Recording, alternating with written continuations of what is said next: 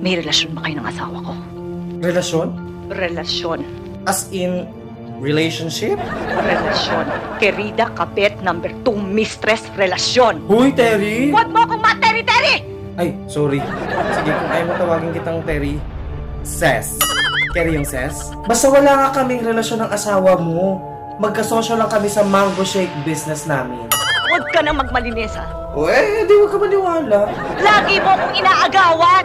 Inaagawan? Ayan o, tignan mo, pinagtirahan ka namin ng asawa mo ng mango shake. Anong ginagawa mo? Online selling. Saan kayo nagpupunta?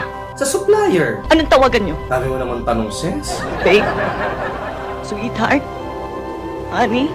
Letter B, sweetheart. Gusto mo paniwalaan kita? Diyos ko, tanong-tanong ka pa, di ka rin naman pala maniniwala. Sige na, aminin ko na ako ng tawagan namin. Badiday at Toto. Happy?